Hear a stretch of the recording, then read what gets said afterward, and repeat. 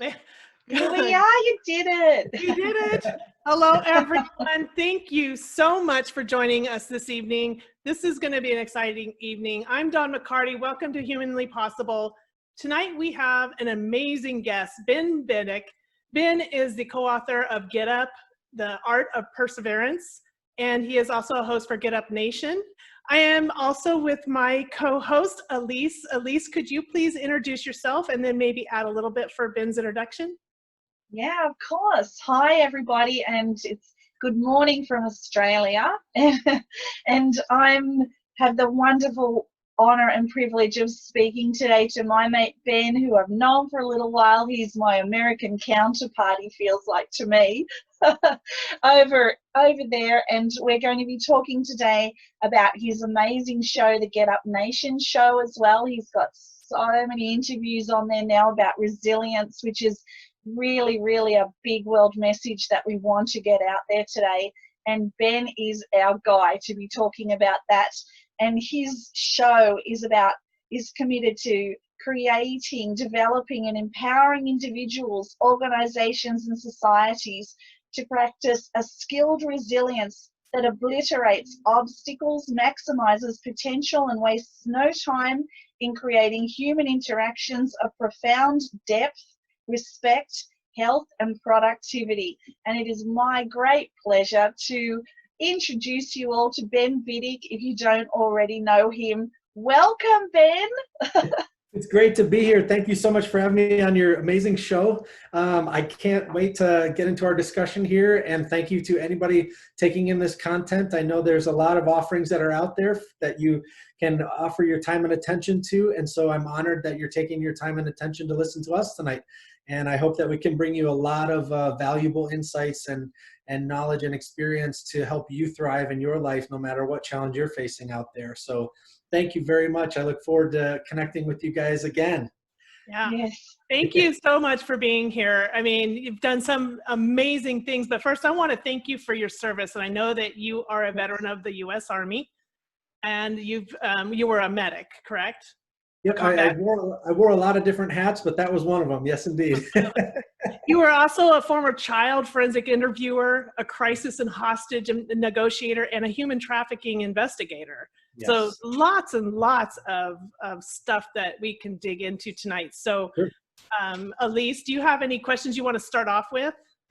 Well, firstly, I just want to congratulate you, Ben, for having so many interviews already on your show, and of which one I was privileged enough to actually do very early on in the piece with you, and it's come so far, and the bank of information that you have there that can help our communities now with their resilience and hope, and just teaching them how to do that if they're in a really difficult space. And I've heard pretty much most of your interviews, and even for you to just even cherry pick some of the ones that are really outstanding for you would be really lovely to hear as well, so people could go and listen to them too.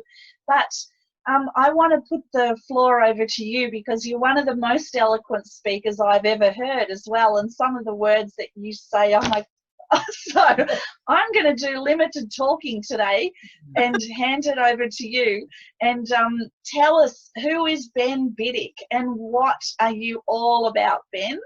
All right. Well, thank you very much. And I appreciate your kind words. And to start off there, and I guess kind of my story, my background, when I was a child, you know, oftentimes when we're children, we're looking at our life, we're looking at the opportunity of, you know, what am I going to do with my life? Adults frequently will ask children, you know, what are you going to be when you grow up? And I had some profound influences and experiences early on, realizing that basically, you know, when it comes down to it, when we've lived our life to the end, and we're getting ready to finish our time here on this earth, when we look back at our lives, it's largely, in my opinion, in my understanding, and in my experience, it's one of how many, you know, you're thinking of the relationships you've had, you're thinking of the times you spent with people, you're not thinking of how much money you had in your bank account, you're not thinking of, you know, how many you know, how many achievements did I have? Like in America, we're really like, okay, I can achieve. I'm a human doing. I'm not a human being. You know, I did this, I did this, I did this, and that somehow makes me worth it or something. You know, like we get these messages where, you know, that are not always healthy about having to achieve things at work, et cetera. And so what I kind of learned and what, as I was trying to choose a career or a trajectory, was I want to basically improve people's lives. I want to live my fullest life possible. I want to, when I lay down my head for the final time and look back over my life, I want to have no regrets. And I want to have served people to be the finest that they can be.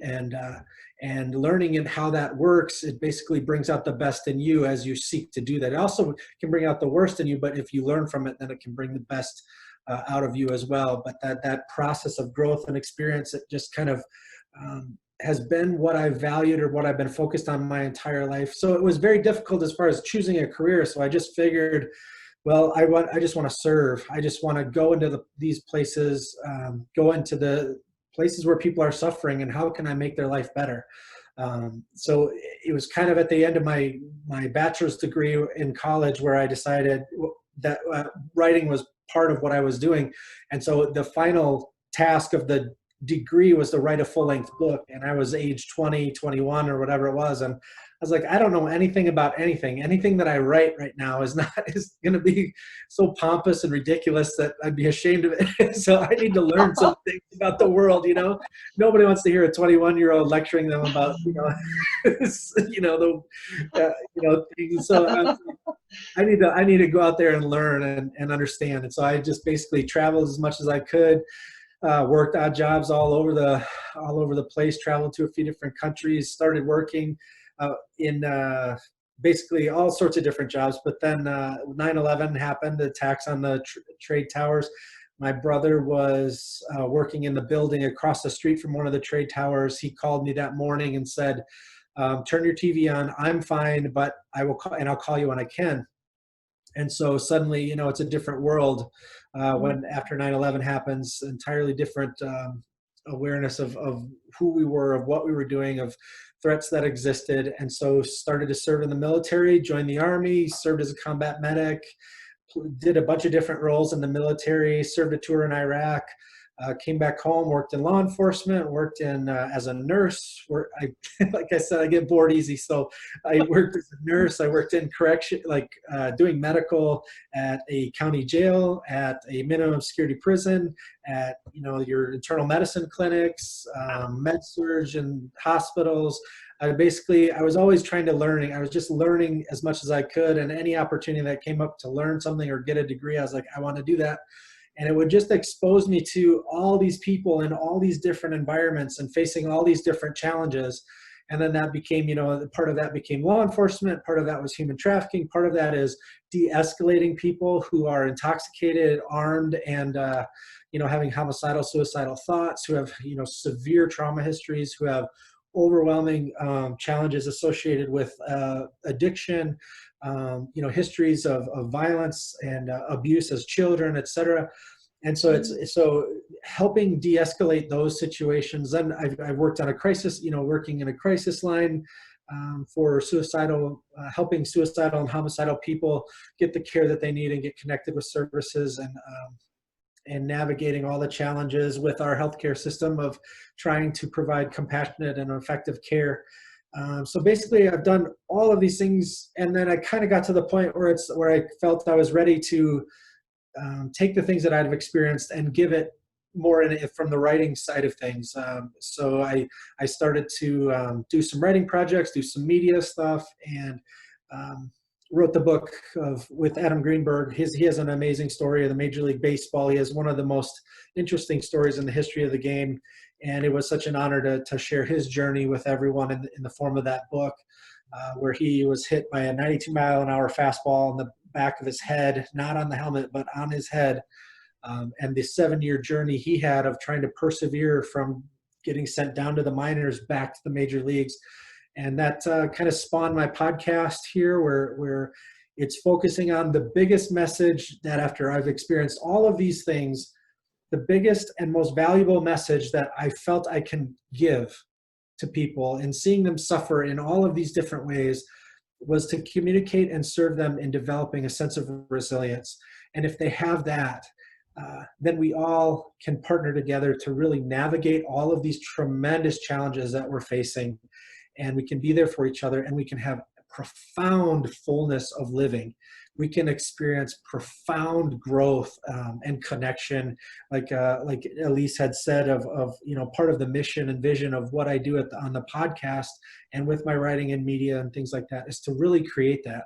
And so that's kind of me in a nutshell, is basically wanting to make this world a better place, and honored to be to join you two from all across the nation and the world, with similar hearts and minds, wanting to do the same thing and partnering together to create that good, to, where there is suffering, to ease that burden. Yeah, we got to be arm in arm, just helping each other push forward and keep going. That's right. Yeah. What a beautiful message, Ben. Like, I'd stand up and applaud you if I was in an audience, I tell you, because it's so rare to hear somebody with this amount of passion and this amount of care for the world and the altruism. And I love that the thing that I hear you say the most is you're all about service, which instead of I'm all about myself and I'm all about service and everything that you're doing out there in the community to help people. And I've watched you for a few years now, and I know that you're working on a lot of different projects. So do you want to tell us about some of your projects? Because I remember following one of them, which was really special, with a young boy who had terrible, I think it was leukemia, and he was so unwell, and you really, really rallied behind him and his family. Yeah. Do you want to share a bit about that beautiful story with us? Absolutely, it'd be my honor to do that. There's a young boy. His name is Isaac Johnson. He just passed away here he just passed away this month. And when he was 2.5 years old, he had a pain in his leg, and he told his parents, "I have a pain in my leg," and they checked it out, and at first the doctors were saying, it's just a muscle strain, or he'll be all right, it's not a big deal. But then as they began to investigate it more, it turned out it was a neuroblastoma cancer. And so this little man, he was a warrior. And as his family began to deal with that challenge, which it just grieves me, first of all, that that parents who are dealing with a child with cancer then have to deal on top of that weight and that burden of that challenge, then with the insurance companies and all of the medical care and the expensive care, and then all the stress from finances. And it just grieves me that we don't have something in place to better manage those tremendous realities, to truly give compassionate care to these families that have to deal with this. So obviously there was a gentleman I had the honor of serving with in a local police department. His name is Justin Biddick, and he is an amazing human being. He is a veteran as well, and he heard about this family in the community. And Justin had cancer in the past that he had survived, and so this meant a lot to him. He wanted to do something for this family, and he knew that oftentimes in the community people look up to first responders as being brave, and so he reached out to this family and said, if there's anything I can do to help. Formed a relationship with this family and just started doing things to help. And there was a call for service one night at the police department where we were working. This is now, I'm kind of moving on to a different segment here that has nothing to do with Isaac at this point, but in time it will circle back around and you'll understand. Okay. So one night in the town that we were working in, a young pair of friends, a male and a female, had the male came to visit the female. They were going to watch a movie. Well, the female had just been having relationship problems with her boyfriend, so things began to escalate. This person who was the estranged boyfriend it came out later in court documents that he had been on steroids, and so had problems with rage and things like that. Mm-hmm. Well, he came over and obviously found his girlfriend with this other man, and was armed with a hatchet. And I don't want to I don't know who your listeners are. I don't want to get too graphic. I don't want to trigger people No, thank you. Yeah, but an act of extreme violence happened there in that moment where the young man who came to visit his friend wound up sustaining tremendous injuries, and my friend Justin was basically the third person on scene, and he, as the whole thing unfolded, he got to this young man and basically held his head together with some towels and applied pressure to severe bleeding and basically saved his life, and they got him to the hospital. So these two young men formed a bond. Obviously, Justin had basically, you know, this young man's life, and so and so they, throughout the court process, after that, the court case and everything happened where the person was held accountable for those actions. Justin and this young man, his name is Jonathan Bartel, they became great friends. He had been a pilot, an airline pilot, and because of the injuries that he sustained, he was not able to be a pilot and was working, and he worked for 5 years to get his pilot's license back. And so soon after Justin then began to serve this family, Jonathan said, well, if he's helping, I'm helping. He saved my life. We both see in this little boy that warrior within him that says, I'm not going to give up. You know, even though he's getting chemotherapy, even though he's getting stem cell treatments, even though he's been isolated from his family for two separate times of a month-long period where he can't see his brothers. Oh. You know, Justin said, well, I'm down to help him, and I'm not going anywhere, and I'm in this to the end. And Jonathan said, well, if you're going, I'm going. You saved my life. We see this little warrior child, this little child, he's so strong, and he loves superheroes, you know, so they bring him stuff with Batman and Spider-Man and everything. And then, so I was working on creating a nonprofit with some buddies of mine, Buzz Bryan and Nick Bennis. And the nonprofit is basically, it's called United Patriot Missions, but it looks at, you know, basically when you're in military, when you serve in the military, you really see the cost of what freedom costs. You just see that it's young men and young women who go into these places because we're sent there. Our country deems it necessary for us to go and engage in these situations and try to resolve threats. And so in seeing friends of mine serve and give their lives for, you know, our country, when I think of them volunteering and going and losing their lives so that we might have freedom, so that we might have security in our nation, it's something I can't sleep at night unless I'm doing something to honor that sacrifice. So at United Patriot Missions, part of what we were doing was we were partnering veterans and civilians together to do good works in our communities, and to make it worthy of the sacrifice of those families who had given their loved ones, you know, to military service and ultimately had died. So in honor of the fallen, we seek to make an America worthy of the sacrifices of those families. And so what better way to do that? We had a veteran in Justin, we had a civilian in Jonathan. They were going to make the kind of America that is worthy of the suffering. So friends of mine that died overseas serving in the global war on terror, in honor of them, we partnered with those two to help this family, Isaac Johnson and his family. And so we basically, you know, garnered all the support we could find, and some amazing high school students at a local high school rallied together with their principal and their school police liaison officer, and they just ransacked the town. They said, anybody who has anything to help contribute, in honor of a friend of mine, his name is Dan Thompson. He gave his life in Afghanistan serving in the United States Army, trying to stop terrorism on this earth. On behalf of all of these people, we were going to give Isaac the very best that we could give. And the entire town responded. They raised, I think it's something like $20,000 for this family. And basically the thing that it was great that we were able to give them that financial piece. But at the end of the day, you know, what we were able to, it led to Isaac working with state government officials, and there's legislation and things that were passed in honor of him to help people with cancer. And he basically, so what we wanted to give to Isaac for being such a warrior was to know that even though he was young, even though he'd only lived five years and he just turned 6 and then passed away, his family and his friends and that entire town can know that this little man, that this young warrior basically lived a life that positively impacted his entire community. And he changed more lives in his short life than many of us do living 80 years. He lived a life of significance. He lived a life of bravery.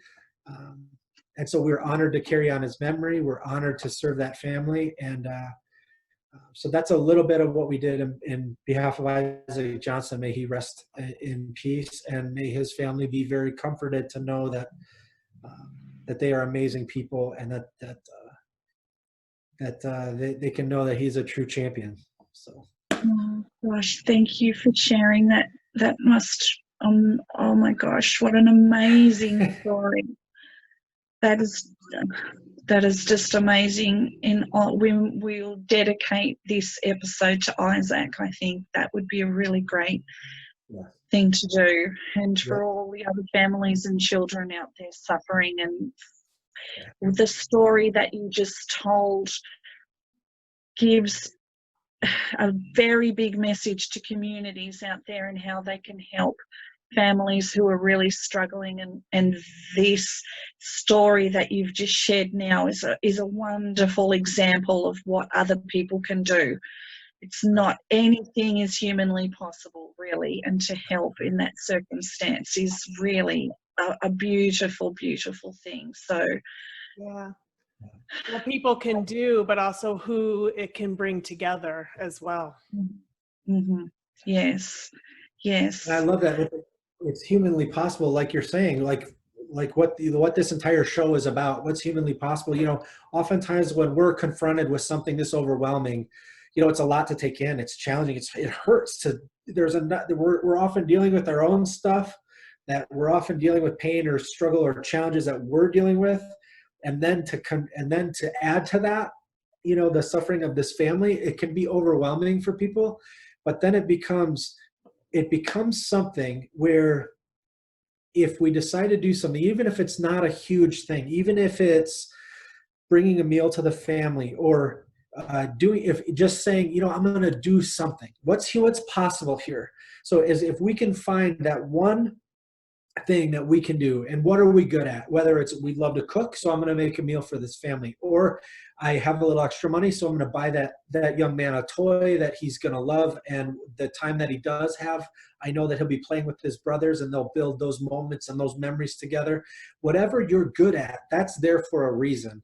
And there are so many ways that you can use that to ease the suffering of others, and it kind of flips the whole process, because then you are able to take something that can be overwhelming and almost unmanageable when we try to wrap our mind around it. We can say, well, I'm not a neurosurgeon. I'm not going to do life-saving operations, you know, or radiation treatments, but you know what? I'm going to ease his suffering for today, and I'm going to bring him some movies, or I'm going to just, you know, what can I do? And then when we start to focus on what can we do, then opportunities start opening. And instead of it being overwhelming, we start to form a bond that says, well, you know what? I have my challenges too, but it feels really good to ease some of his suffering. And that actually eases some of my suffering, because it takes me out of my own head. It takes me out of my own struggles. And for a minute, I'm doing something good for someone else. That encourages me. And I start to think, well, what are the little things that I can do for me as well? Is it going to bed a little bit earlier? Is it eating a little better? Is it getting to the gym? Well, like what to the gym? Like what exactly? If we're not taking on huge monumental things and breaking it down and saying, what can I do here in this present moment? It starts to be an empowerment instead of an overwhelming kind of, you know, pain causing or compounding situation. And we start to find ourselves then, you know, influencing our network, or having this, or looking back, like I said, at the end of our life, and looking back and be like, you know what, I had a part of doing that. And how satisfying is that when we look back at our life and say, that was time well spent.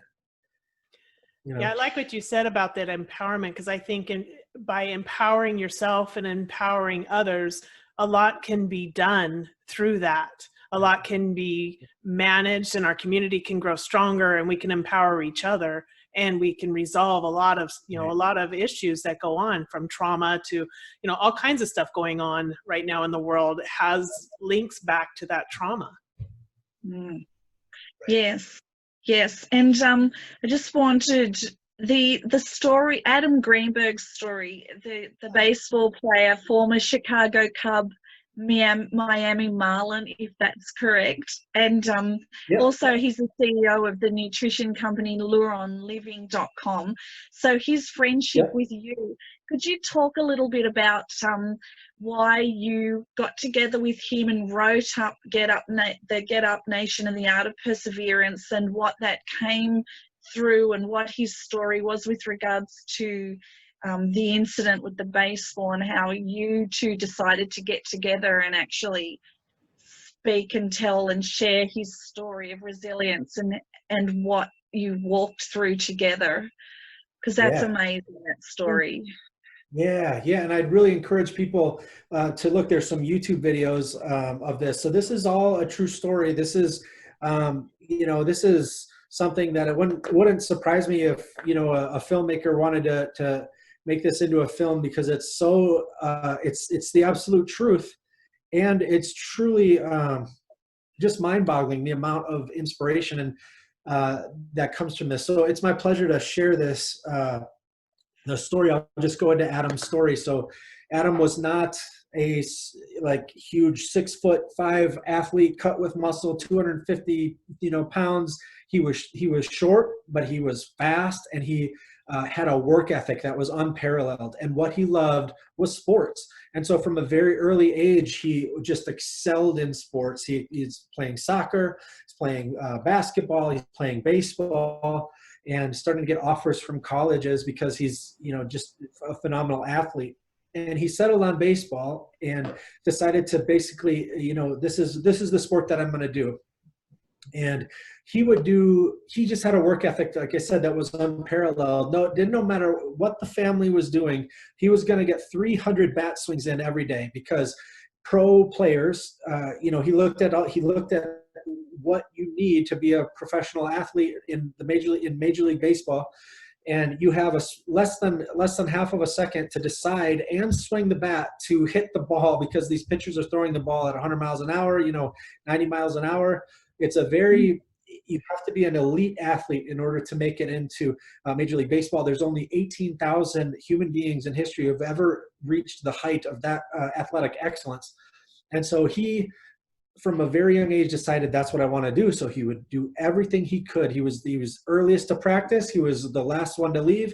He would blow the minds of his family members, because he would go play a baseball game and then come home, and his dad would be like, is he going to sit down and relax and watch some TV? And he would come home after the game and continue to practice. So, and he would do 300 bat swings every day. I got to get my bat speed up, Dad. I got to be able to swing faster. And so it didn't matter if they were at a family reunion that day, if they traveled, if they were on vacation, he always had his bat with him. And so he then, he faced a number of challenges, had some injuries along the way, went to University of North Carolina, Chapel Hill, under the legendary Coach Fox, a legendary baseball player there, and faced some challenges and stuck with it and persevered. And when he was having some problems, not getting hits, he was able to persevere through that, and then became Rookie of the Year, did just amazing things, worked his way up all the way to the major leagues. He gets picked up by the Cubs, and so he's called up by the Chicago Cubs, and he's sitting in the dugout. He's waiting for his time to play, and the bench coach says to him, Greenberg, get up there. You're going to pinch hit. Dusty Baker, the legendary Major League Baseball manager and player, said, go get him, kid, and sent him out. They just knew he had a spark. He's just a fiery young player. And the way that Dusty Baker described it was, when Dusty Baker was a player, he would be facing Nolan Ryan, or the players at that time, Nolan Ryan was pitching. And the way Dusty described it was, Nolan Ryan would throw the ball 100 miles an hour, but not only that, it would be wild. So you never knew where that ball was coming. And you're trying to hit a ball coming at you 100 miles an hour, and he's a little wild. Like, you know, when those managers would look down their lineup card and they'd say, you know, like, all right, who am I going to send in to face him? Dusty Baker had the mentality. He's like, I'll go, I'll do it. I want a shot. I'll take, you know, he had that warrior within him that was like, I'll go. Whereas he kind of described some of the other players would suddenly, you know, have to take a bathroom break or go change their shoes or something like that. They suddenly maybe, maybe didn't have courage, you know. So, but Dusty Baker saw that type of courage in Adam, and so he was like, "Go get him, kid," because Adam had that same mentality where he's like, "Put me in, you know, I'm ready." And he went in, and it was like, you know, the pinnacle of his career. He had worked his entire life for this moment, you know, to take the field. He put on the helmet. The helmet was slightly different. It felt like it wasn't even on. It was like he was just elated in the triumph of his life. His whole family had flown in from across the country to see their son play in his first game, you know, and he dug into the batter's box and got ready. And then that moment, that's the pinnacle triumph of his career, where it's the beginning of something amazing. And it's also the end of quite a pursuit, an ascent. You know, it's like, it's also right there where he's done it. And then the first pitch comes his way, and it's coming pretty close, and he thought the ball would start to curve or break, and it didn't. And so he turned away, and like I kind of described earlier, the ball hit him right on the head under the helmet. This was before concussion protocols in Major League Baseball. So basically, you know, when you get hit in the back of the head, you know, with that ball at that rate of speed, it affected the intricate bones that are those minuscule bones in your ears that help with your balance and that are vital to you having balance, you know, are there. And also his vision was affected. He was obviously concussed, you know, it's a brain injury. And basically he went down to the ground immediately. And what within him, you know, it's amazing how the mind works during trauma. But in his head, he immediately put his hands over his head because he felt he was holding his head together. And he thought he could feel blood on his hands. He thought his head had come apart and he was literally holding it together. And then he just kept chanting to himself, "Stay alive, stay alive, stay alive." And then, you know, obviously super painful as well. And so he thought that they would start calling for a medic or for towels to put on the bleeding and stuff. But he started to realize that he wasn't bleeding. He started to realize that nobody was calling for a medic, that Paul LaDuca chapped him on the chest. He said, "Just stay down, you know, just stay down, just take it, you know, take a minute." And then he started to become oriented again. And he was like, "Okay, I'm not bleeding. Okay, my head is not, I'm not holding my head together. Okay." And then the trainer comes out and the trainer says to him a few questions, like orientation questions. Now, obviously, now we know that you could be killed by that, right? And he was never even sent to the hospital. Yeah, nothing. He was never even sent to the hospital. Basically, the trainer came up to him, asked him a few orientation questions. And as he started to come to, the trainer asked him, "Where were you yesterday?" And he said, "I was in the minor leagues and I'm not going back." So it's that warrior mentality. He's just been struck in the head with something that could have killed him. And he's like, just that, yeah. So they walk him off. Oh, yeah. He never gets to take first base. They walk him off, and his parents, it's just, you know, his parents are obviously, you know, tremendously worried. Everybody is, you know, very worried about him. And then it becomes this odyssey. You have only this, you know, you have a narrow amount of time to produce at that level. It's a business. If you're not able to produce at that level, you're gone. And when you have your vision that's altered, when you're having blackouts, when you're having migraines, when your balance is off because the minuscule bones inside your ear have had a 92-mile-an-hour impact that's gone through your head, you can't recover from that just like that and start hitting home runs. You know, that's not an option really. And so he went down to the major leagues, and for 7 years tried to get back to the major leagues, worked with multiple doctors, worked with nutrition, experts, worked with all these people to try to get back, and he just never gave up, and basically worked his way. And then a very interesting thing happened where Matt Liston started a petition to say, you know, this guy was a self-proclaimed baseball fanatic. He said, I hate that this narrative is true in baseball, that he, at his first at-bat, his first pitch of his first plate appearance, he got drilled in the head, and now his career is like, he wanted a happy ending. So he made a film about it. He started telling the story, and started getting people to sign a petition to say, give him one at-bat, because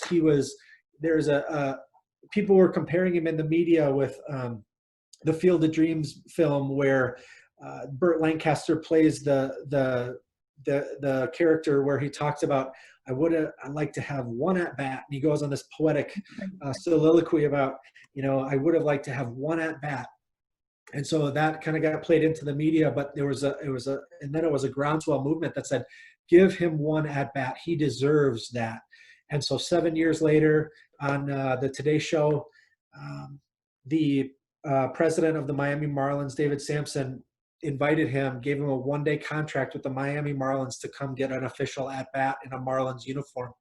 And then it was just like a tremendous, it was like some of the finest integrity and character of baseball players and baseball leaders gave him that opportunity. And so he got his one at bat. He came out with the sound of Aerosmith playing the song Dream On, echoing through an entire stadium, and he got his official at bat. I would encourage anybody to YouTube it.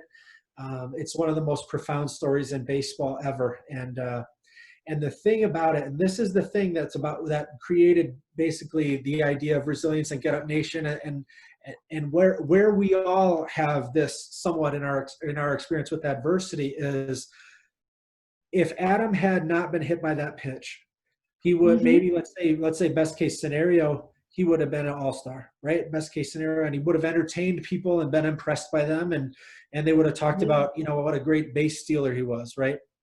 And that's amazing. That's, for those who do that, that is a phenomenal accomplishment, absolutely.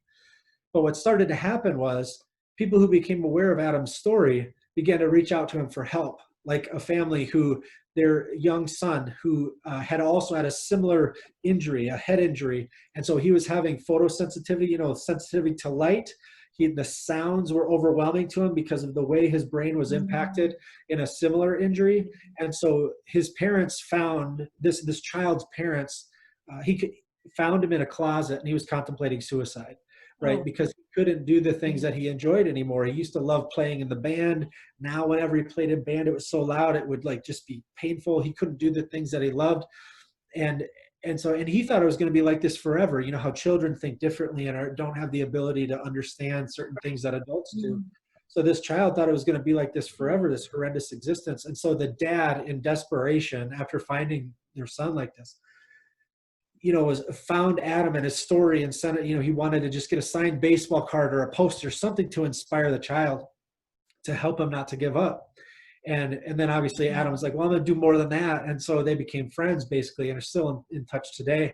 But he helped that child understand, this will not be like this forever. It's a traumatic brain injury. Things will get better, and so he basically helped this family navigate the challenge of that, overcoming adversity, and get through a moment of suicidal thinking into a place of thriving, and so it's other athletes too who were having these injuries, and they were thinking of him. There was another athlete who had an impalement injury, and he remembered seeing on the news Adam and being inspired by that. And later, as Adam shared these talks with young people, inspiring them, then they would say, your story, if it wasn't for your story, then I would have given up, but now guess what? I just got a scholarship to play basketball at this university, and I didn't give up when I could have, when I thought all these things. And so he's basically now, that's where he gets we talk about post-traumatic growth. That's that moment where you start to realize that an all-star career in baseball would have been fantastic, but how much more fantastic is it that now he can help a family stay together and not lose a son to suicide? how, you know, he's able to speak into the lives of people with this adversity, and he's able to tell his story, and he's able to inspire people to be the best that they can be. And so that's a lot of times we have these thoughts in our head of what we think success looks like. And then sometimes, Yeah. you know, sometimes the adversity that we experience actually shows us what true success is. And I then, love how you said that post-traumatic growth. I mean, Yeah. that is an amazing thing to turn that into and come out looking at it as a blessing in some way. Yeah. You know, the hardship is, you know, going through that, but on the other end, to turn that into something so amazing is just amazing. yeah. Yep. And that's Yes. the thing. Yeah. I'm sorry, we're going to say something? Oh no, I just wanted to actually say that one of my friends down in Victoria, Brendan Gartside, who I hope is watching at the moment, is trying to do this within his community as well.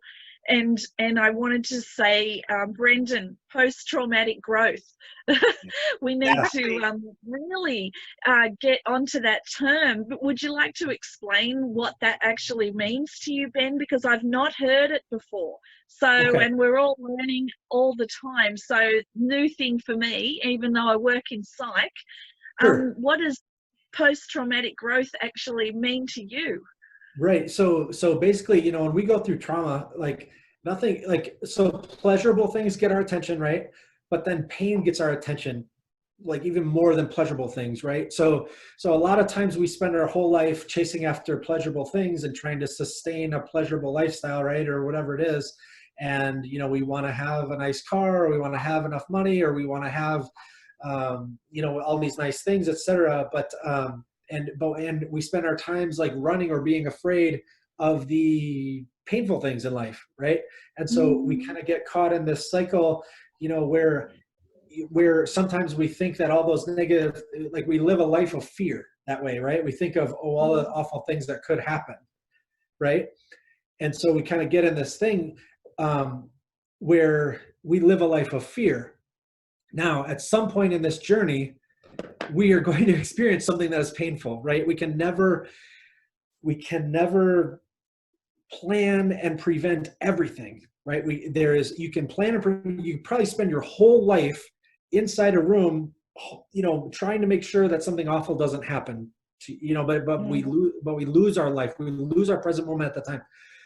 And at some point, we're going to experience a traumatic event, something that happens that overwhelms us, something that is painful, something that shakes us, something that says, I have never felt pain like this before. I thought the world was this way, and actually something just happened to me, which makes me realize that the world is not necessarily that way that I was used to, that there are things out there that are ugly, that are troubling, that are violent, that are frightening, that are terrifying.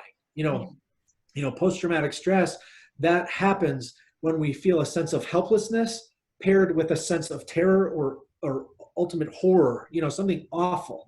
You know, oftentimes sexual assault, or sometimes a combat experience, or sometimes childhood abuse. You know, there are different ways where when we feel helpless and then we feel terrified, that's when that stress communicates to us that this world is not necessarily a friendly place of rainbows and roses and butterflies, like that. This place can be a very awful place, right? So it shakes our sense of safety. It shakes our sense of confidence. It shakes us out of what we thought our life was going to be. You know, a relationship fails, a business partner, you know, takes advantage of you, you're bankrupt, you get cancer, you have an injury, you know, all sorts of things happen to us, right? And so in that moment, we have a decision to make. We have a decision to make of how we're going to allow that to affect us to a certain degree. We have a decision to say, okay, this has happened. Now, what am I going to do with this? Am I going to be embittered by it? Am I going to start hating the people who did this to me? Am I going to start hating myself for not seeing it before it happened, and now it's my fault, and now you're shaming yourself because you're being so hard on yourself that somehow you were supposed to know that this would happen beforehand, you know, or you shame yourself. You say, I'm not good enough, or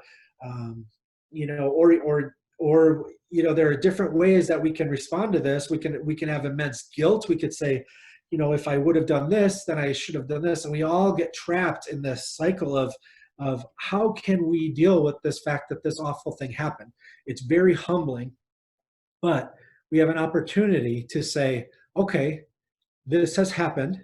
It leveled me, and I have a choice with what to do with that.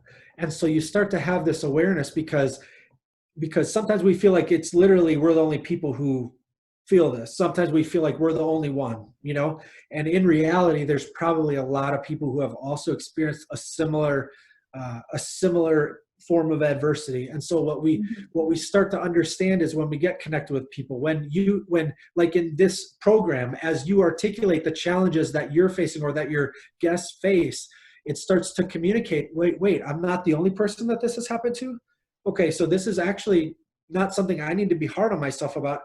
This is not something I need to shame myself about. This is something that happens to human beings. And guess what? I am one. And I do deserve a life that's full. And just because something awful has happened or something traumatic has happened, it's really rocked us, and really scared us about what this world is like. We have a choice in that decision to make of like, okay, so who else has experienced this? What was their experience? What did they learn from it? And actually, when you then it becomes this bonding together of people who help navigate each other towards all those feelings that come with that: suicidal thoughts, desire for self-harm, the depression, anxiety, all of the things that accompany us when we deal with trauma, or when we get into situations that were destructive. And we can get into the physiology of how that affects the body, and sometimes medicine is needed to help, and sometimes just therapy can help, but sometimes just a kind word from somebody can help, or just an active listener who's just there to listen without judgment and to hear how you're feeling, to help you process what happened.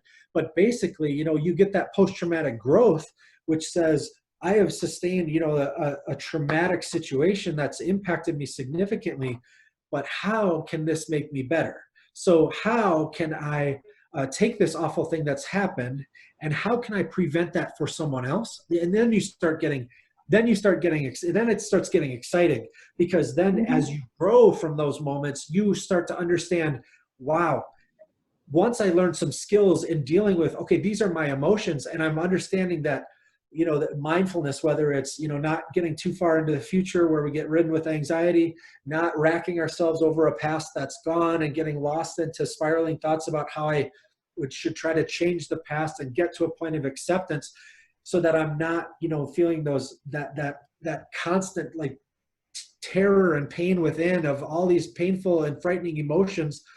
How can I start to process what's happened in a safe place with amazing people like yourselves, and be open and say, I failed, or I didn't, it's okay, but it's okay. Your life isn't necessarily over. Like you start to realize, well, guess what? Other people make mistakes too. And guess what? So am I, and I'm a person. And so I don't need to be so hard on myself. And ultimately we can all band together, and ultimately we can learn to be more aware of what goes on within us. We can become more profoundly connected with other people who have been through traumatic situations. We can shepherd people who have been through that into safe places. We can help empower them and give them hope to say, all right now you may feel like you're suicidal, but don't make a permanent solution to a temporary problem happen, and don't pull the trigger, and step aside. I'll be there with you to help you navigate the ups and downs of these emotions and this terrifying situation you find yourself in. But the sun will come up tomorrow, and you will understand more about yourself, our communities, our societies. And once you understand, this pain may actually be a gift. This pain, this 92-mile-an-hour fastball that just ruined my option at being an all-star baseball player, that might actually be a gateway into me being more empowered and more able to profoundly impact people by saving them from suicide, or whatever it is. So whatever pain you've been given, I would just encourage you to not let yourself kind of dissolve into the self-pity or the shame or the guilt or whatever is trying to keep you from growing from that, and actually know that pain can be something that may channel you towards relationships you never dreamed of, toward achievements and accomplishments and experiences you never thought you could experience. And if you do that, you see that pain and you get out of that cycle like we were talking about of just, I'm going to live a pleasurable life. I'm just going to seek pleasure and avoid pain. Then you're empowered above that. You transcend that whole fear-based living and you say, there's something bigger than me and my ego out there that leveled me and it has made me better. And now I am on fire with the passion to prevent suffering in others, to heal them, to be a light of consolation and soothing to them, and to actually create change in our systems that make this never have to happen to anyone else again. And so all the pain or the people that you've lost in your life, it's not all for nothing. And it's actually for the greatest reality that we can create. There's no end to what we can do when you stop fearing that something awful may happen. Amazing. That is just absolutely incredible words. Beautifully said. Yes, absolutely beautifully said. And this is a beautiful message, wonderful message for the community and the entire world, really, to learn, sit, listen, and look at what's happening within you and think about what Ben has just said. Because I work in mental health and with people with disabilities, and this is things that they struggle with every single day. And your 100+ episodes interviewing people from all around the world about their resilience.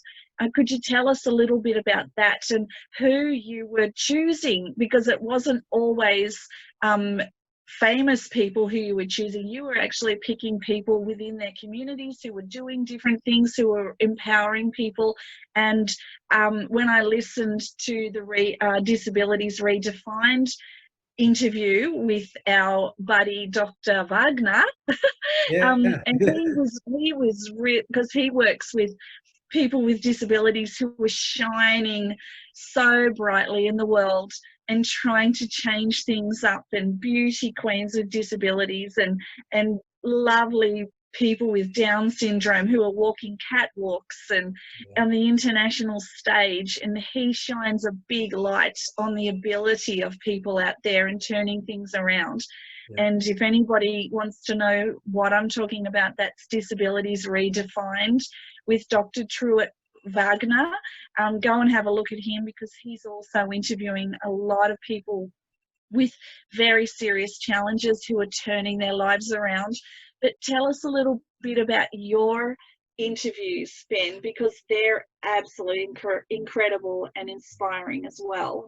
Mm-hmm. Well, thank you. That's really kind of you. And yeah, it's something where, our societies will often esteem people the media will esteem people for different reasons. And frequently what will happen is people who are wealthy or have a physical appeal or who are, ultra successful. It seems like, our consciousness, our media will try to kind of channel all of our awareness toward these groups of people. And I don't necessarily think that that's very healthy necessarily. I think what is very healthy is for media to be like this, like where we're people talking about human experiences and talking about the realities of life.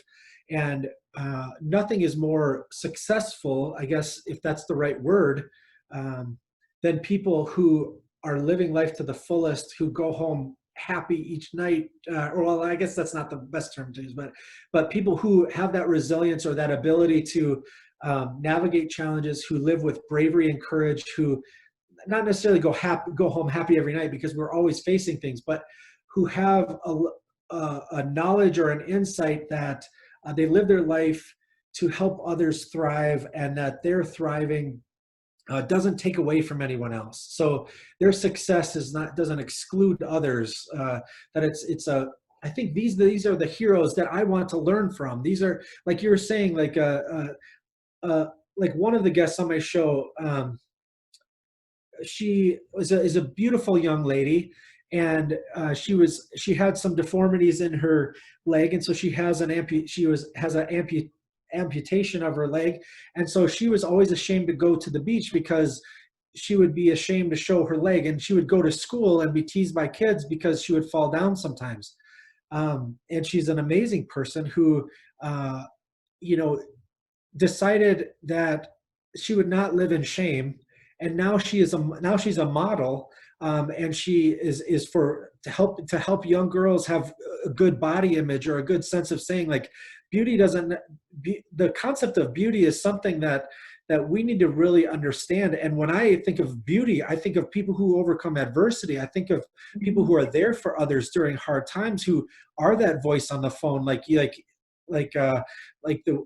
or monitoring, like you, Dawn, like you've talked about, you know, ensuring that you know, the computer technology and internet technology is being used in healthy ways to help people thrive, and not being used for nefarious purposes that degrade people, or you know, it's these noble people. And like your first responder service, Elise, and your work with the disabled, and your work with people with schizophrenia that a lot of people react with fear toward, and how you crush, you know, the stigma. You just are a warrior to stop the stigma of mental illness, and how we're looking for, our world is looking for wiser people that have a truer sense of what beauty is. And my understanding of beauty and my understanding of success is that people are able to make themselves vulnerable, acknowledge where they have failed, not be ashamed of that, because there is no real such thing as failure as long as you keep going, and to say, you know what, well, I'm going to learn from my mistakes, I'm going to learn from other people's mistakes, and we're all going to work together to create a world that's satisfying for all of us. But we can't waste our time with distractions on having to be the richest guy in the room, or the coolest guy in the room, or the most attractive person in the like, I don't understand what that is really. It's all kind of a sham that, you know, it just makes people feel ashamed, and as if they're not good enough, or they're not, or that they're not enough. That and they are. Power. Yeah. Yeah. Let's take off the masks. Let's take off the masks and see each other for who we truly are, because this is what I look for every single day with the people who come in to see me, because most of them are feeling very broken, very much outliers within the community. A lot of very serious mental illness, a lot of people who are on the street, who are homeless, who are not seen. It's about finding the light within that person and going into there and being with them in that space, and just loving them and seeing who they are and what their qualities are, and focusing on that instead of, you know, all the negative parts of them and how they could be doing better, and all this judgment and ego and greed that's going on out there is very, very unhealthy. Right. And we just need to build each other up, stand, help bring each other up instead of tearing each other down. Yeah, you know, we all bring something spectacular, and we all bring other things that help. So in a world of collaboration that I work in, I can't fix cyber, I can't fix the internet by myself. It's just too big of a job. And humanity is too big of a job to do it by one person. We need each other to make humanity a better, you know, make our world better. So it isn't about, you know, I'm better, I'm richer, I'm more powerful, you know, more people know me, or, you know, I have a better job, or, you know, I have a better car. None of that. That's all superficial, and that's on the surface. But what's down inside is what you really bring to the table. And when we can tap into what our strengths are, and those strengths can help us work on weaknesses so that we can become stronger and stronger, we bring more and more to the table. And that's what's important. Right. Yeah, and like Ben said at the very beginning of the interview, like when you're on your way out, your life is finishing, what will you be looking back on? Will it be the fact that you have the biggest bank account, or will it be the fact that there was a young boy who really, really needed the help in the community, such as Isaac? that is like my heart. I don't know if you heard, but like my heart was singing at that point, and like with praise for all of the work that everyone was doing to make his life and his family's life as much as it could be under the circumstances. And that's what we need to be remembering, those acts of altruism and care and love for other people. It's the work that's being done in the quiet, in the shadows, that I believe is often the most important work. Mm-hmm. And having said that, that sort of leads me into an area that I really want to talk about with you, Ben, is the area of the first responders and the PTSD and how much they're struggling out there, and how, if there's anything that you can share with them from everything that you've experienced and PTSD, and what could you share with them to make their world and everything just a better place for them at the moment, because they're getting hammered. Yeah, right. And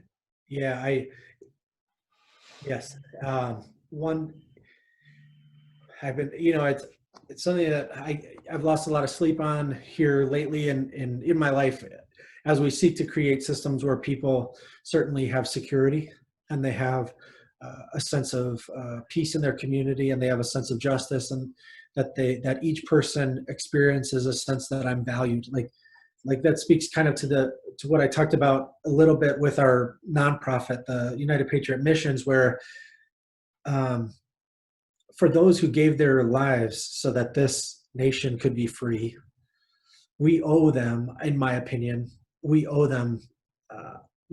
to make, and this happens for every country. It's not just America, it's Australia, it's all these people, the finest people there are so many fine people who go to work every day and they strap on a bulletproof vest, or they strap on safety gear, or they strap on all of the COVID-19 PPE to help people not contract COVID as they go into a hospital to serve others, or they man the crisis lines and they take the brunt of people who are struggling and wondering whether it's worth living anymore. And these amazing people go with the purest of intentions, and they go out there and they say, I will do that job. I will, when violence is happening in homes, I will go there. And if they shoot at me, they shoot at me, I'm going to go. But I am going to do everything I can to rescue people who need help, who are overwhelmed. And certainly no nation is perfect, and no person is 100% perfect either.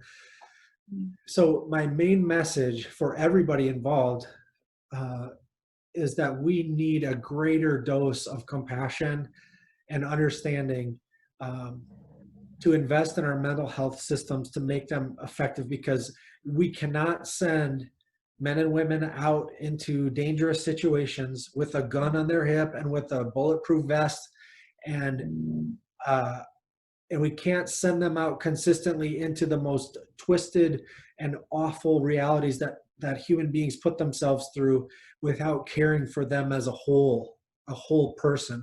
And if we don't have leadership in public service organizations that are really paying close attention to mental health, and if we get past, especially I'm speaking a lot toward, I guess, the males in the audience here, where a lot of times we do a lot of harm to others with a mentality of just cowboy up, suck it up, feelings are not important, just stuff it down, just forget it, just go to work and don't whine about it, and don't be weak. We can't stand having, those messages destroy people.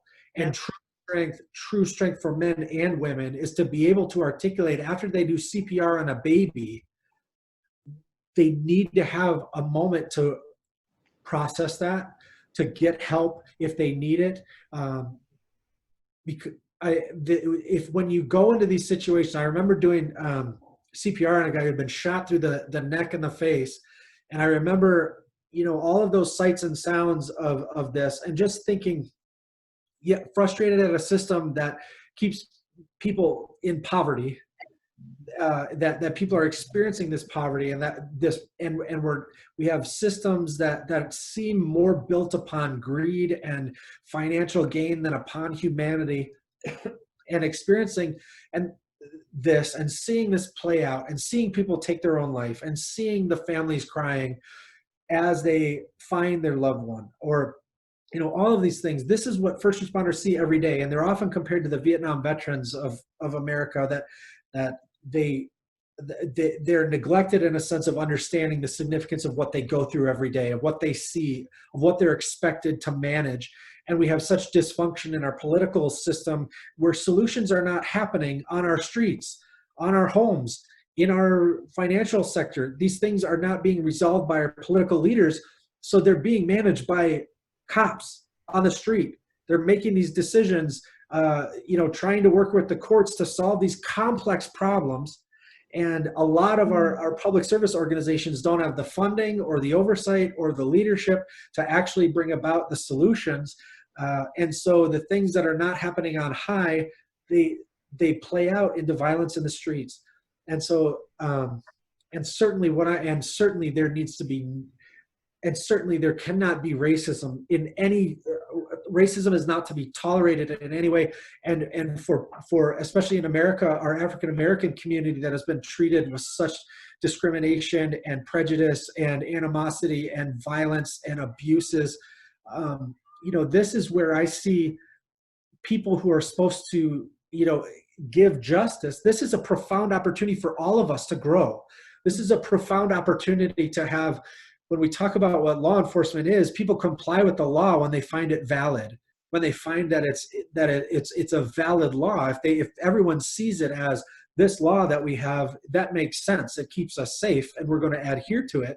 That's what gets compliance for the law. And I think a lot of the violence and the post-traumatic stress distances people from other people, and we have this animosity towards people who are different from us, largely because people are trying to deal with trauma. And so if we can look at, like I said before, to take a different mindset, like instead of just going after pleasure and running from pain, if we actually stopped and looked at our pain and we started articulating and speaking out about our pain, then people in our community would understand that what police are going through and what failures of leadership are that are leaving them dealing with severe post-traumatic stress and awful and mental illness that just is more officers take their own life every year in America than are lost during moments of shootings and car crashes that happen. I mean, officers are taking their own life. They're trying to deal with all of this trauma. They're being called racist murderers. They're walking off the job. In Atlanta, there was nobody to respond to 911 calls because officers are saying, we're not doing this work anymore. If we're all racist murderers and we go out every night into the most awful things and we have to wear a gun and a bulletproof vest to go out and deal with this, it's not worth it. We're not going to, the officers are overwhelmed. They're not willing to do it. And African American and people who are marginalized in our society, they want to feel heard and they want to feel known and they want to stop being killed. And they on a traffic stop, they want to know that the law enforcement officer is there to provide security and is a peace officer in that community to bring peace and to be a master performer when it comes to conflict resolution. We need to really understand each other more. We need to have the dialogue. We need to understand each other's pain, and we need to liberate each other out of this vicious cycle. This is a massive opportunity that we are in right now. And it is a profound opportunity, like we've been talking about all night, to look at our pain, because our pain is not just ours. It's other people who are feeling. If we're feeling pain, chances are someone else is feeling a similar pain. Just look to your right, look to your left. That's right. Yeah. We're everywhere. That's right. Yeah. Dawn, do we have any comments coming through or any questions at all for Ben? We just got a bunch of people joining here recently. Let me scroll through. Does anybody have any questions they'd like to ask Ben? Go ahead and put them in the comment section. I can't talk. I'm not seeing any yet, so I'll keep an eye on that. But I wanted to mention also that when we're talking about being heard, everybody needs to be heard. Everybody has a voice. Everybody needs that validation. And there's no reason why they should be robbed of that. So it's really important that we stop, pause for a second, and just, you know, listen. And that saying, and it's kind of cliche, but we have one mouth and two ears for a reason, and we need to be lending those ears a little bit more and listening to the troubles that other people are experiencing. And how can we be part of that solution? We want to be part of a community. Well, our community includes all of us. That's right. That's right. Yeah, I agree. So 100%. what do you think needs to be changed with the mental health system with regards to helping first responders? Do you have any ideas apart from loads more training for mental health professionals in the working with first responders, and a lot more support services and things? Yeah, I think if so I think the people who practice, you know, they have that solution that's there. I think what needs to happen is the companies that handle the funding for it, and the insurance companies and things like that, there needs to be reform in the process so that the complex amount of rules and regulations and things that it needs to be catered to a real system that is actually catered toward, is the person thriving? And that is that person who is thriving or living at the height of their potential, that helps create people who contribute to society, who are involved. And so if instead of, I have a lot of, as far as what my understanding of in America, we have a lot of billing issues and complex problems when it comes to, you know, transitions and services not being available because of the cost of everything. And so there is a huge problem with the business of healthcare and mental health care. And we need to do, basically, in my opinion, what we need is a much more restorative or rehabilitative justice system that is built upon helping people who enter the justice system thrive, instead of a punishment-based criminal justice system. You know, it can't just be, I mean, we're giving trauma to people who have had histories of trauma. And so then we have recidivism. We expect them to be released and go live normal lives, but we haven't helped them at all. Right. And if you talk, and so there needs to be reforms in a sense of the focus, I think, of every public service organization is, are the people that I am serving, are they thriving? Am I helping them get to the point where they're thriving?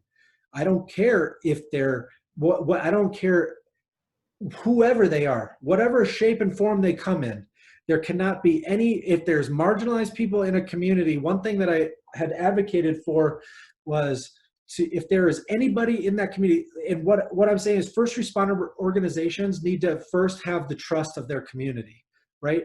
So that basis, once you have trust, then you have the beginnings of progress. Then you have the beginnings of the solution, because you're trusting each other. There's no mistrust, and then there's people and then you got all the ego-driven stuff where everybody's like trying to work their way around a system, and then you got to have a politician who's like incendiary to try to like say we got to be tough on crime and all this crap. What needs to happen in our mental health and our medical communities and our criminal justice communities is there needs to be the focus on, are the people that I'm serving thriving?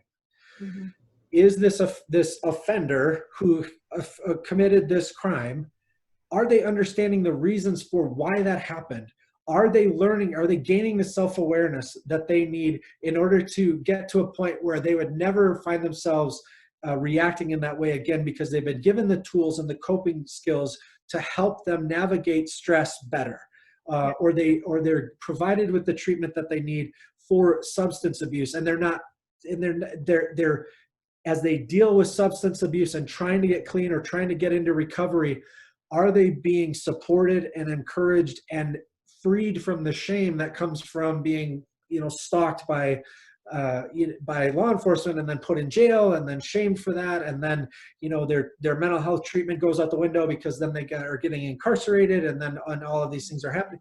There needs to be a uniformed front that says, are these people thriving? And what needs to happen to get them to thrive? And that's possible. So what would it look like? And it is humanly possible, but what would it look like if we were looking at an individual that got themselves into this situation? If we were to try and give them, maybe they should have access to mental health care. Maybe everybody should have some access to mental health, and it shouldn't be, looked on bad, poorly. It should be something that we all welcome so that we can be healthy, mind, spirit, and body. But what would it look like for them if we were able to concentrate or look back and help them see what caused the trauma that led them into maybe drinking? What are the reasons that, maybe they decided to rob the liquor store? There are reasons behind every single action that we do. And I think if we were to help people look at those and heal, that would be a way to reduce a lot of crime and helping people thrive. Would that not? Yeah, absolutely. I agree. And so one thing that I do, I own the Ideal State Consulting is my company. So Ideal State. So if you're going to affect change in an organization or a society or a community or yourself, first of all, we have to articulate what is the ideal state, right? We have to understand what is the ideal state. And the way I see it is, nation states, their ideal state is every person who's a part of that nation state thriving, right? Not living in fear, living in love in their heart. So with love for others, with practically lived love, not like rainbows and butterflies and bunnies running around, like a lived compassionate love for others that lives with empathy and respect, right? But also internally to say, what I have as much value as everyone else. So I need that for me too. And it's not selfish. It's not selfish to say that. It's my need. It's like food. Why would I be ashamed of needing food to live? I need love. I need people to listen to me. I need to be able to share my ideas. I need to be able to do work that is satisfying. These are my needs internally to be happy and to be living a life of love within. And then once I experience that for myself, then I can give that to others because I expect that from me, but then I expect that from others. And then when I see somebody in my community who isn't thriving, who does not feeling heard, who's not feeling satisfied, who's not feeling enlivened and amazed that we live on planet Earth and no one knows if there's any other planets in the entire universe where life exists, and we have this opportunity and we have the amazing ability to breathe and talk. You and I used to work with dementia patients, and just sharing an idea is a challenge for them, but we can talk about these ideas for hours, and I can say something and you can understand it, and you can say something and I can understand it. These are profound gifts that we need to be grateful for. So are we living in this amazed and passionate, in this fullness of living that honors with great gratitude the opportunity to be alive, to breathe, to share connection? Are we living that way? Are our friends, are our families, are our enemies feel like living that way as well? Because if we live that way, there is no enemy. And if we live that way, violence goes away. And if we live that way, it's all of us thriving and growing and building. So that's our ideal state. So then if we look at that, then what's our actual state? We have to, and our actual state is not there, right? But once we identify our actual state, then we can articulate where those gaps are, and we can close those gaps. And so if we as a nation, as a world, as a community can get together and say, where is our pain? Where is our pain? And I'm willing to say, if you're experiencing pain, then I'm going to do something about it. I'm not going to allow African-American children to grow up in poor communities where there's shootings every night. I would never allow that. How many of my friends died in Iraq and Afghanistan so that America could be a place of security? So why are we allowing African-American children to die in Chicago or in any inner city? Why do we even have inner cities in the first place? Because there needs to be a collective action to say, if you have pain, that hurts me. And I'm going to do everything I can and levy all resources that I have to heal your pain, because you are my brother. And because you are my sister. Absolutely. And so that's where it needs to take place, right there, grassroots community level. Absolutely. Yep. And what you've just said there is exactly what needs to happen. We need to be on there in the grassroots. It should not be happening at all in this day and age on this planet. Right. But having you mentioned just before about working with people with dementia, and I know that you've worked with the geriatric populations dealing with psychiatric challenges with dementia, and I wanted to lead you into caregivers, because I know that that's something that you're very passionate about too, and challenge the idea of caregivers and looking at compassion fatigue and raising awareness around that and self-care within the community. Because what's happening in my world, what I see is the government organisations are really not doing the job that they need to be doing. I don't know where the money's going most of the time. We get given billions of dollars. I don't see it on the front line in mental health. So that's why I wrote the Senpai model, to teach people how to sit with other people on a grassroots level in community. And the caregivers are taking a huge amount of work on at the moment, especially with COVID, because a lot of the support workers now cannot go out into the communities, or they're having their wages cut and they're being withdrawn from community, and the caregivers are absolutely copping the brunt of this, and self-care is major. And I've got caregivers coming to me and people in total crisis. And I'd really like to get you to speak about that for a moment, if you wouldn't mind. Yeah, absolutely. Thank you. Thank you for doing that. And see, this is what I love about these conversations is I love the frontline workers. I love the people who go to work and they see it. They have to endure it. They have to see what's happening, and they are the ones that see the challenge happening, and they're the ones who are actually doing the work, right? So we have so many layers and bureaucracies that people way at the top may not have any idea. No, none. On the streets, and it's unacceptable. That I agree. It's a complete lack of leadership, right? So I think what we're seeing today in the United States, right, we're seeing failed leadership for the last at least 25 years. You know, we're seeing people that it's a failed leadership problem. You know, if law enforcement and officers that are experiencing all of this, that are coming their way, and all this hatred and vitriol, people are being murdered, cops are being murdered, and people are, you know, and all of this, and how many people have been shot by police officers that they feel that they were that was viewed as murder. This is a failed leadership system. I agree. It's not the everyday people that are on the streets. It's that are busting their tails, that are going home exhausted, that are working the 3 to 4 hour extra shifts every day, and going home just zombies, so that their marriage starts failing, so they start drinking, so they start having suicidal thoughts themselves, because they give and they give and they give and they give, and management is like in some of the healthcare organizations where I'm at, they will frequently hire people with management degrees but no medical background. So then, yeah, that's right. It's very incongruent. That doesn't even make sense to do that. You need the lived experience and you need the degree. It's a very powerful combination. Right. But that's exactly, you're dead right, because when our fires were absolutely pretty much out of control, fires from hell here in Australia, our Prime Minister, and I'm going to get a lot of heat over this, but I'm really pissed about it, went to Hawaii, and we had 2 first responders killed in the line of duty, 2 firefighters, and that's what it took to get him to come back in the country. And having said that, we had an ex-Prime Minister, Tony Abbott, actually on the front line as a firefighter, because I'll give him credit, he is a firefighter on the front line as well as being a politician, and he knows what it's like out there. He was just down the road from me here fighting on the front line. So he's got cred, he's a politician.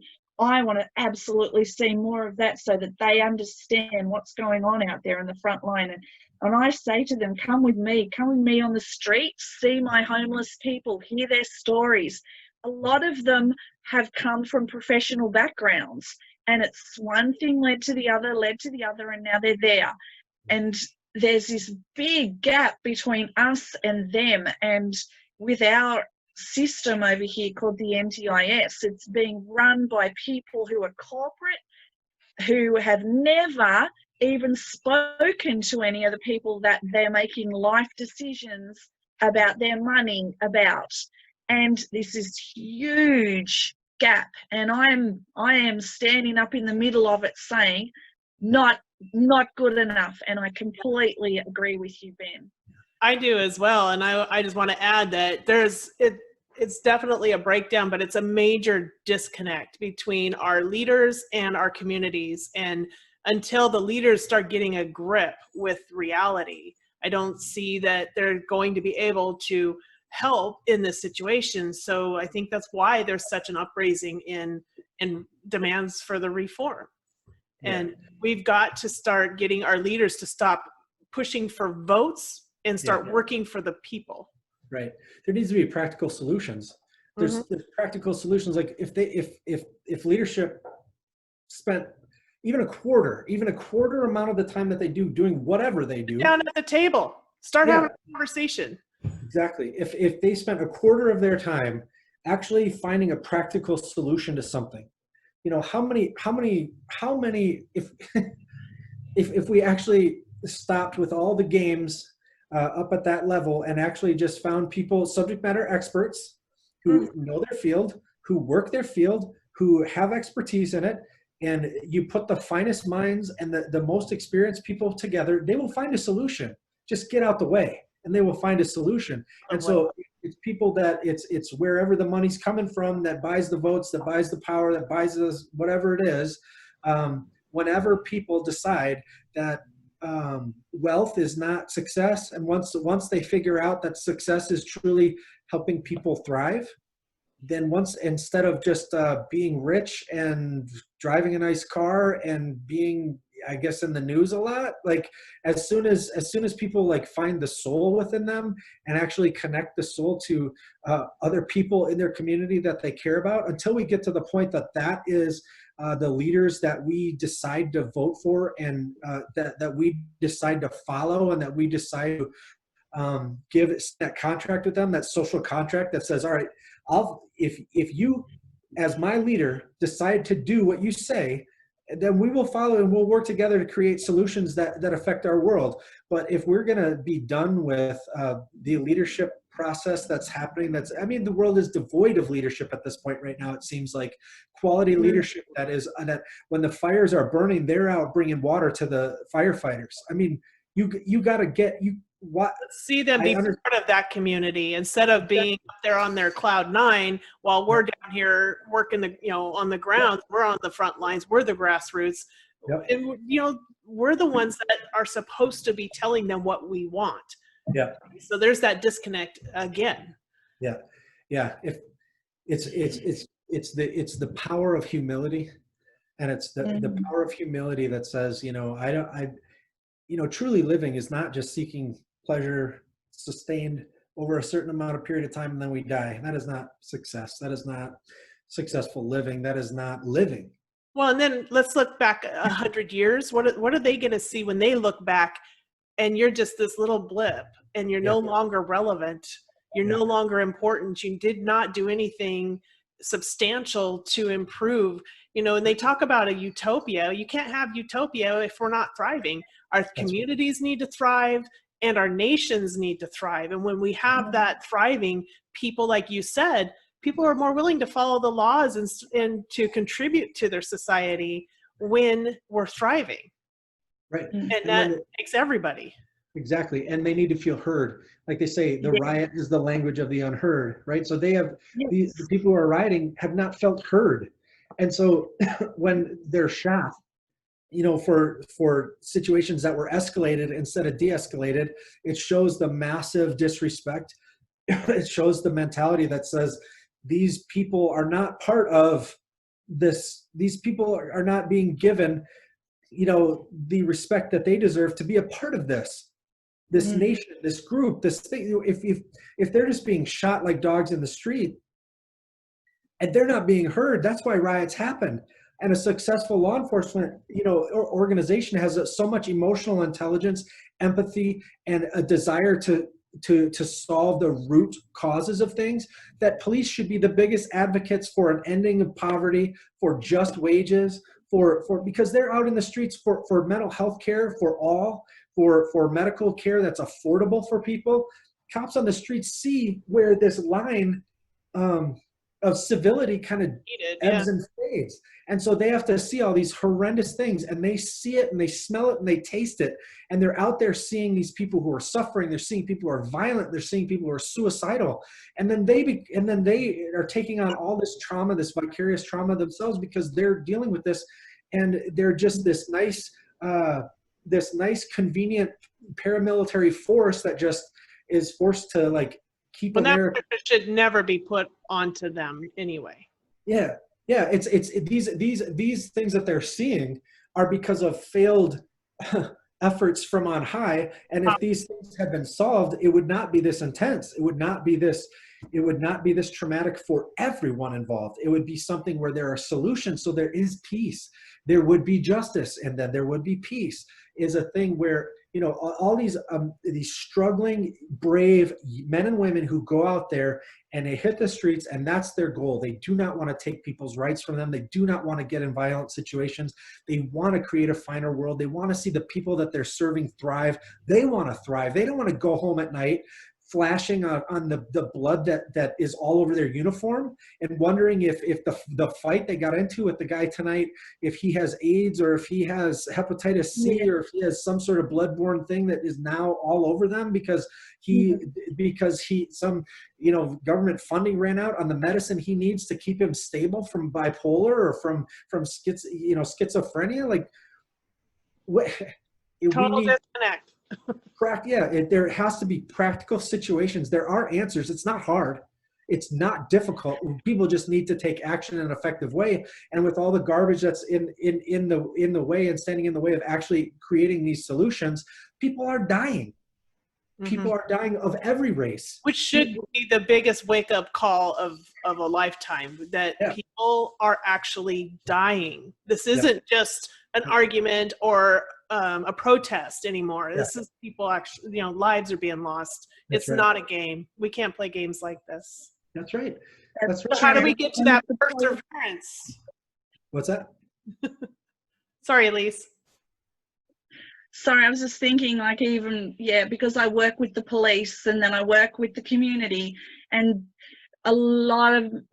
pretty much most of the police that I work with are empathic, kind, amazing human beings who are doing a job that they're underpaid for. They're not being supported enough mentally, and that needs to be looked at from a government level as well, because they're expecting them to do a job that is, I would personally not want to be doing at all, as I see the other end of it when they come in to see me and they're talking about what they're seeing, what they're being exposed to, how frustrated they are, and with the help that they need to be getting as well from their leadership. It's very, very difficult even for their leadership within their police ranks. We need more government assistance for the police. We need them to have more training around mental health out in the communities to be able to work with the people that they're dealing with as well. And just the whole thing needs to be completely looked at, and now is the time. And more events with community. And there are some terrible police out there, and I've seen them, I've come across them, I've had dealings with them, with the people that I work with as well. So we need to all get on the same page. And but I wanted to go back a little bit to the self-care with regards to caregivers, because that I'd like to shine a little bit of a light on that with regards to compassion fatigue, because compassion fatigue is at an all-time high at the moment. And that compassion fatigue is, for those out there who may not know what we're referring to, is when you're sitting in a space of empathy for a long time and compassion for a long time, day in, day out as a frontline worker, you can get very exhausted by yourself, because frontline workers also experience a lot of vicarious trauma. So if they're listening to a lot of serious, painful stories during the day, it's we can often, well, we do take it on, and then we have to have self-care around that so that we don't develop mental health conditions ourselves and challenges, and end up in burnout, which is a very nasty place to be. I've been there myself quite a number of years ago, and we were always looking for burnout in workers who are on the front line, so, and caregivers within the community too. So can I hand that over to you for a moment, Ben, and maybe you could speak a little bit about that? Yeah, it's taking it's that sacred place in people that do the noble work of caring about other people. And there's a delicate balance of taking care of yourself, like we had kind of mentioned before, of what do I need to care for myself? And oftentimes, especially I think, and again, I've been in highly testosterone driven environments. So men, frequently, certainly both men and women go through this, but men frequently are given messages of like, suck it up, come on, aren't you done yet? Like, Man up. Man up, cowboy up, like, suck it up, like, quit being weak. Like we have work to do, and so basically it's extremely unhealthy to do that. And so then the stress starts to come out, and the stress comes out in different ways. You can't stop it. It's when you get piled on with all of these things that are overwhelming, the stress comes out, and often it results in alcoholism or depression. It can come in all sorts of forms. You failed relationships, infidelity. There could be, it's people who are so exhausted that they're looking for comfort. That, it's that overwhelm of our world can be awful. And unless we advocate for ourselves or draw a line, a boundary to say, this is, yes, I'm here to serve others, but at the same time, I can't serve others consistently or with longevity without being able to care for myself. So really articulating and experiencing in a very real and practical way, how can I care about others and help others, but at the same time care for myself during that process? And that is a balance that oftentimes society does not respect or does not value, or actually is hostile towards. It's called as arrogant, or you're weak, or you're not doing enough, or et cetera, et cetera. But this is like a very interesting thing, because it has to do a lot with the intergenerational conflict, from millennials or Gen Zs with baby boomers and things where there was a much more sacrifice driven culture. But then these young people, though, have seen people who have lived with such sacrifice that they see how unhealthy it is. They've seen so much divorce. They've seen so much mental illness. They've seen so much depression in those who came before them. And these young people are coming into the world, and they're saying, what kind of world did you guys create for us? Like, here we are now, and we need to worry every time we go to school that there's going to be a school shooting. Like, these young people are saying these things that, like, I understand that sacrifice is noble in some situations, et cetera, but I want to be able to have a quality of life where I'm healthy and where I'm mentally healthy and where I actually care for myself.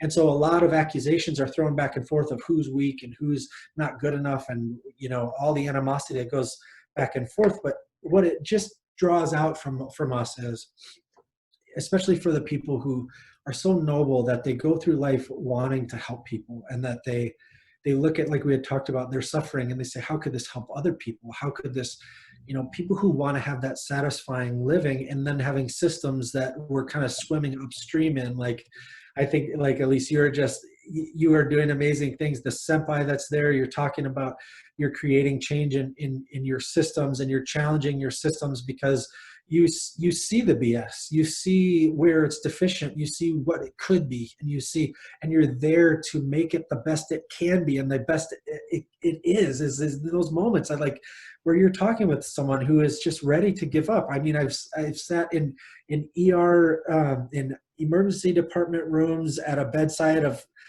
people who have been ready to, who are just, when I walk in the door, they're screaming at me, and then in 30 minutes, they're sobbing on my shoulder, thankful that was there to listen to them. Or in jail cells that talk about, a childhood of trauma and abuse and sex assault and exploitation, and then being jailed for, being involved in, prostitution or human trafficking situations where they're just doing what they were trained to do by predators, and they're just trying to survive. And to be very honest, it's a miracle that they are breathing there. Yes, And then to yes. see, and to see a cold or a callous, shame-filled, person pouring on the shame to them, it's like that's what causes people to end their lives. But to be that light in that moment, to just sit there and to listen, these are those fine moments. These are those moments where we are then reinvigorated, where we are, brought to such joy of saying, that is a conversation that when I'm on my deathbed, that will be one that goes through my mind. Or when that person is on, or that person, that if this didn't happen, they would be found hanging the next day. That is a conversation that person needed more than air. And when they have that conversation, that liberating, non-judgmental listening, where they're able to pour it out in a safe place and not have it used against them, those are life-saving situations. And so it's a balance that, if we talk about leadership, leaders need to pay attention to this. If you're in any sort of public service organization, you need to be aware of your people, especially if your people carry firearms at their workplace. You need to be aware of people's mental health, and you need to invest in that. And if you don't, you're contributing to them, finding them, at a scene you don't want to find them on, and that you don't want to give a flag to their family for. It's we need to take care of each other, and we need leaders who are willing to step up and advocate for those realities. And people who go into these first responder type jobs, or jobs where people's lives are on the line, and experience that, they need to be shown the respect and the honor and of being valued, of being shown that you as their leader care about them and their needs and their families' needs. And it's time to stop being so obtuse about these needs. It's time for all of us to really understand the importance of mental health, and to really make that a practical reality in our workplaces. I really think that what I'm hearing you say is that every single one of us need to be valued. We are contributing, and when you're a contributor, there's value in that feedback, because that's what makes us thrive to do more and to be better people. And if we're shamed out of feeling value, like, we shouldn't seek it. It's not that we're seeking it for recognition or admiration. We're looking to be a valued member of our community. And there's no shame in that.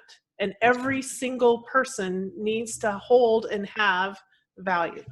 Yeah, 100%. Yeah, 100%. Absolutely. And I just thinking back about working with people in the jail system, and you said you've been in there talking to them, and I completely agree. Often the difference between somebody suiciding and someone not suiciding is the fact that they've been heard and not criticized or judged. It's that unconditional positive regard that Carl Rogers, the very, very brilliant psychologist, taught us all about. UPR, unconditional positive regard, is often the space, if we can bring someone into there, and especially someone who's really struggling in a jail system. And you're dead right, the intergenerational trauma that a lot of them sit with, they don't understand why they're where they are. And this is the work that we do. Once they get to us, it's getting them to us, because I work with counsellors who are in the jails, and the vicarious trauma on them is huge. And the people in the jails, the understanding of where their trauma is coming from and what to do about it and how to speak about it and understand it and work through it. And that is about unconditional positive regard and empathy and love.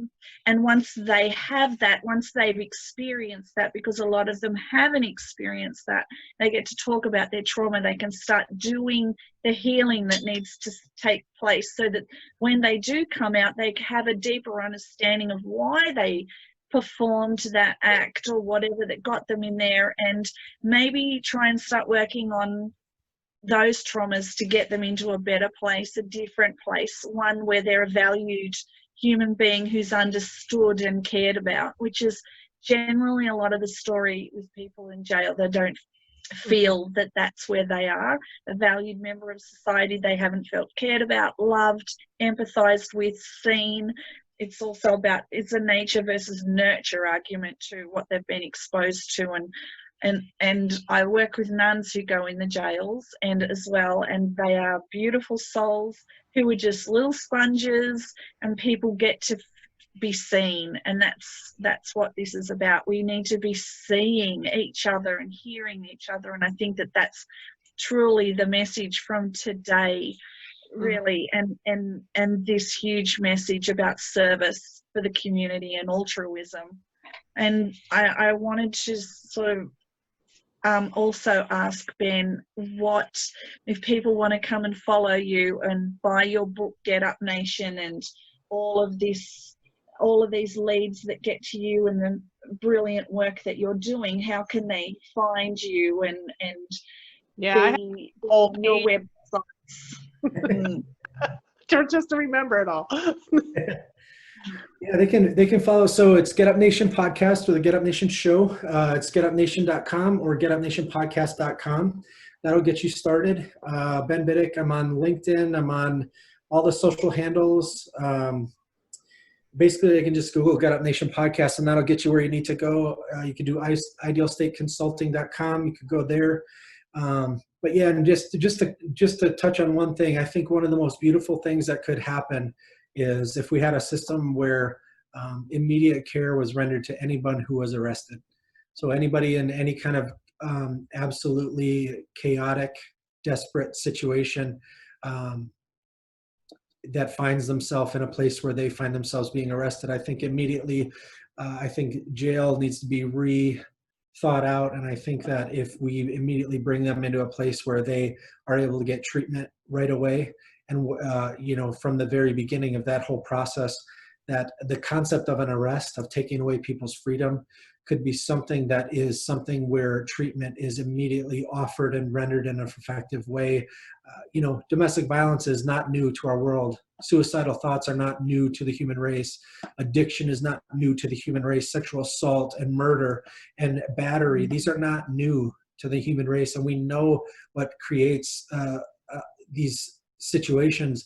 And if we know what creates them, then we can find solutions to them.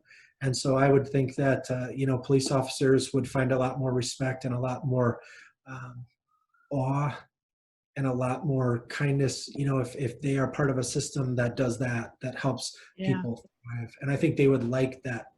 Definitely that intervention too. So maybe a third party can come into, and I don't know, there's so many different ideas that can be visited to help reduce that conflict during the time that's happening. Yes, and we need to reduce the stigma so that police officers and other people in the front line, especially people in the hospitals, can come and get help without the stigma. Because it's stopping a lot of surgeons from getting help and people who really need to be talking about stuff, and even their PTSD is going through the roof, but they can't be seen as kind of having any stuff. Oh, I totally agree. But if people wanted to get the book behind you, Ben, could you show it to us and let people know where they could go and get the book? And also, I put a link in the comments too for it. Great. Okay, great. And could you show us the book? There it is. Yeah, The Art of Perseverance. Yes, so that's got the story with Adam Greenberg in it, Yep. and We do have a couple of comments and a couple of questions. There hasn't been a lot of questions, but a lot of responses saying, no, we're just listening. So they're definitely enjoying what they're hearing. Junior says that PTG, because I put in the chat earlier that let's change PTSD to PTG. And he mentioned that for him, I said, what does it mean to you? And he says, for me, is not allowing himself to, or yourself to remain a target. Love it. Yeah, it's great. James is on and he says, no questions, too busy listening. Same with Elise. Junior also says, would you say we need a system that focuses and assesses outcomes instead of temporary solutions? Yes, absolutely, 100%. I agree. Thank you for the question, and thank you for everybody listening. I agree 100%, and I think it's totally possible. I think there's a lot of people profiting off of temporary Band-Aid solutions that might look good on paper or might look good on stat sheets for people to articulate, to the media. But we all know the truth that we could solve these problems if we wanted to, and if we had the collective will to do that. And so all of the good people listening to this, I would encourage you, to express or vocalize your collective will to find practical solutions to these problems, and not just games that people are playing and trying to profit off the suffering of others. I think I think the answer is there. I think we just need to make it real. I think we're at a place where everybody's not happy with where we're at. And so I think everyone wants a better system. And so let's do it. Let's make it. Let's create it. We can. Exactly. Then we have Michael, who says civil matters are being converted into crimes by judges and then jailed for a civil matter. The wrong person is going to jail. Yeah, our court systems need to be really looked at. Like, if the laws were being enforced in a way that people found valid, then there would be less animosity, right? If there are laws that are out there being enforced, and it's not just the laws of how they're written, but it's how they're enforced. Is it manipulative games just to get fees out of people to fund local governments? Are we really truly looking to, are our people thriving? And what does that look like? And so we can't have people entering these systems and being told, okay, it's noble to serve your community, but then getting into the job, and then 20 years later you're like, what did I really do any good for anybody? And it doesn't seem like I did. We need to have people who go into our systems and say, are our systems serving people? Are they helping people thrive? And if there's any answer other than that says this is how we're doing it, then that system needs to be changed. And we need to articulate and do that. We need to mobilize and just say, if our lives are being played as these little games that county agencies or local municipalities, if we're just if the funds are being used just to if people's lives are being affected by violations and are being prosecuted and penalized in ways where just that it looks so a local government can keep getting income, like, is that really helping people thrive? There has to be a better way. Well, and that's the next comment is actually very appropriate with what you just said, and that is from Junior, and he says it's modern day slavery. Yeah, it's and it's time for it to end. It's time for people to stand up and say, you know what? It's like the self-care thing. It's a thing of saying, you know what, my life matters, and my voice matters, and I'm not going to allow somebody to dictate to me or to tell me to shut up or to tell me to stop. I mean, that's the power of the internet. The power of the internet has created such a balance of power, because if you're a scumbag, or if you're somebody that treats people awful in some way, that you're harming people, then you get called out, and certain people, and so it's on you to, if people are accusing you or something, then you need to articulate, you need to, provide your defense and do that. But, or you could just be a good person and do what's right, and you wouldn't, get, the internet is powerful. So no longer can people get away with this by living in some sort of higher echelon of society that only a few get in, and then they can, profit off the suffering of others. We all have a voice, and we all can do it by things like this podcast, or whatever you're going to do. Start a blog, write a book, do a thing, get your word out, speak. Don't go to your grave waiting for somebody else to fix the problem you know how to solve. Exactly. Yes. And if I can add in one note with regards to self-care for first responders, for anyone out there who's listening who may be having symptoms of PTSD starting, get help now. Don't wait. Don't wait. Go and ask for help now and start to look at self-care for yourself right now, because the amount of first responders that I see who have given and given and given to the community, and one who comes to mind to me at the moment, 20 years on the front line, sits in front of me every single week crying and crying and crying, saying, I've got the worst PTSD, I can't even leave my house, I've given to the community for 20 years, where is my help now? Who's helping me? Don't be that person, please. Right. Yeah, there's no shame in it. There's no shame in it at all, and it's just so important to try ask for help, get help early as soon as you feel and find out what the symptoms of early PTSD are, and That's look after your mates. Yeah. Look after your mates. If your friend had cancer and didn't want to go to the doctor, you'd say, "Fool, I'm going to take you to the doctor," right? You'd rally around them. You'd rally around them. Absolutely. And So there's no difference. There's no difference between psychological, mental health, and physical health. There's no difference. It's exactly the same. We just can't see the injury when it's psychological.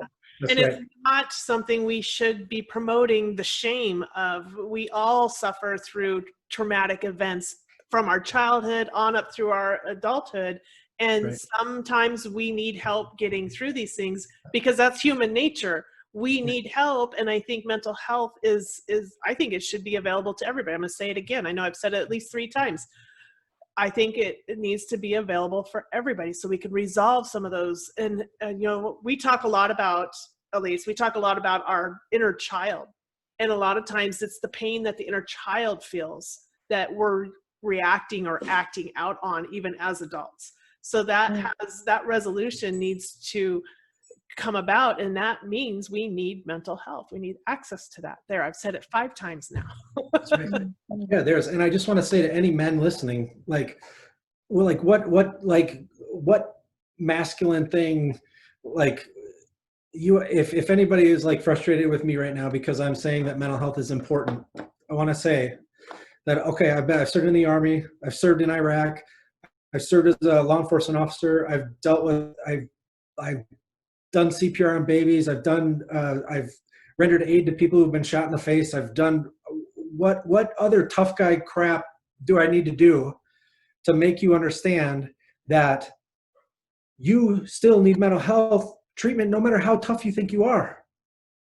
I just want to say to men out there, if you've been fed this line of crap that says you just have to be hardcore all day, stuff your feelings down, and if you drink yourself to sleep at night or work night shift to come home and drink yourself to sleep in the morning, and if you have gone through multiple marriages, if you are suffering, and if you are finding yourself with your gun in your mouth, you need to get help.